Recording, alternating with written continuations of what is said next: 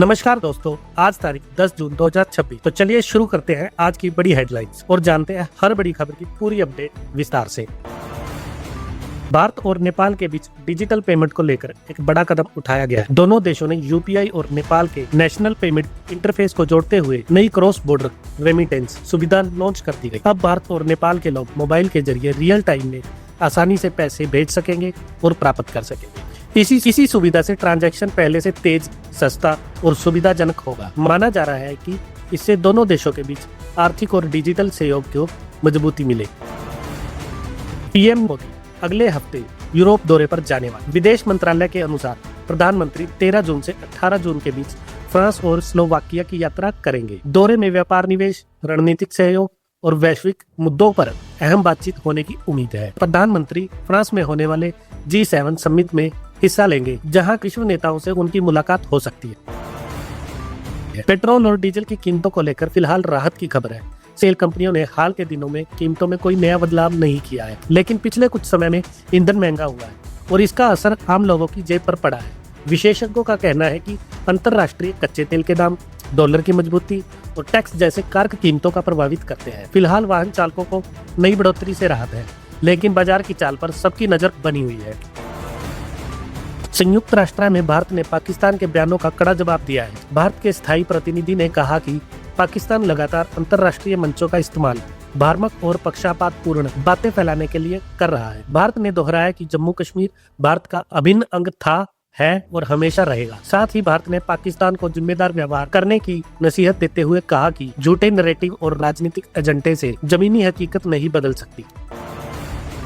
राजनीतिक गलियारों से जुड़ी बड़ी खबर। विपक्षी दलों की एक अहम बैठक आयोजित की गई, जिसमें आने वाले समय की रणनीति पर विस्तार से चर्चा हुई। बैठक में संसद के आगामी सत्र, जनहित के मुद्दों और सरकार को घेरने की संभावित रणनीति पर विचार विमर्श किया गया। नेताओं ने आपसी समन्वय को मजबूत करने और विभिन्न मुद्दों का साझा रुख अपनाने पर भी जोर दिया। माना जा रहा है कि इस बैठक के बाद विपक्ष आने वाले दिनों में अधिक आक्रामक भूमिका में नजर आ सकता है। पश्चिम बंगाल की राजनीति में इन दिनों अंदरूनी खिंचातान की चर्चाएं तेज है। सत्तारूढ़ तृणमूल कांग्रेस के भीतर मतभेद और बगावती सुर खुलकर सामने आते दिखाई दे रहे हैं। कई नेताओं और विधायकों ने अलग रुख अपनाने से पार्टी के अंदर राजनीतिक हलचल बढ़ गई है। वहीं पार्टी नेतृत्व स्थिति को संभालने और संगठन को मजबूत करने की कोशिश में जुटा है। राजनीतिक जानकारों का मानना है कि आने वाले दिनों में बंगाल की राजनीति में इस घटनाक्रम का बड़ा असर देखने को मिल सकता है।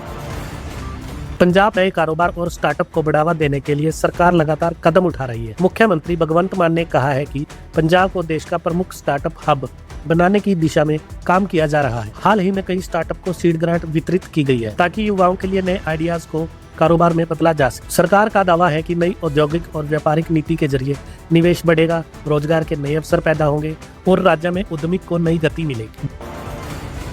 भारतीय वायुसेना से जुड़ी बड़ी खबर सामने आई है। अनुभवी फाइटर पायलट और test pilot air marshal Ashutosh Dikshit को वायुसेना का अगला vice chief of air staff नियुक्त किया गया है। वह 1 जुलाई से अपनी नई जिम्मेदारी संभालेंगे। 3 दशक से अधिक के अपने शानदार करियर में उन्होंने 3300 घंटे से ज्यादा उड़ान भरी है और कई महत्वपूर्ण सैन्य व नई परियोजनाओं में अहम भूमिका निभाई। उनकी नियुक्ति को भारतीय वायुसेना के लिए एक महत्वपूर्ण कदम माना जा रहा है।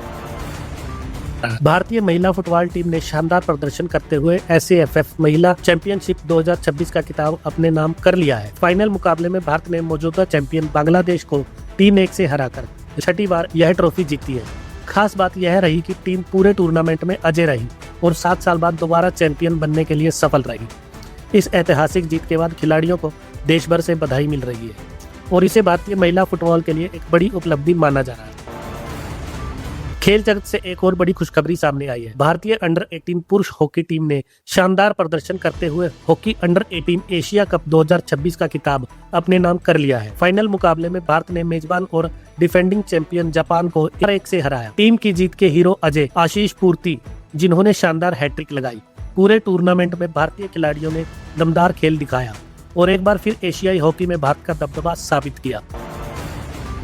IT और इंजीनियरिंग सेक्टर में काम करने वाले पेशेवरों के लिए बड़ी खुशखबरी सामने आई है।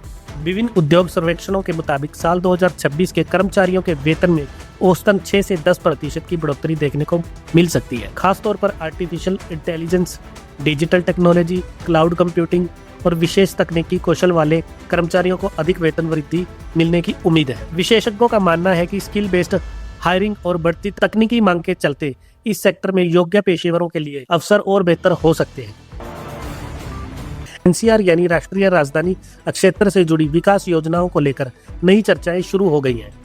आगामी एनसीआर प्लानिंग बोर्ड की बैठक में क्षेत्रीय विकास, बेहतर कनेक्टिविटी और भविष्य की बुनियादी ढांचा परियोजनाओं पर अहम फैसले किए जा सकते हैं। रिपोर्ट्स के मुताबिक दिल्ली और आसपास के प्रमुख शहरों के बीच तेज परिवहन नेटवर्क और क्षेत्रीय योजना 2021 से जुड़े मुद्दों पर विचार किया जाएगा।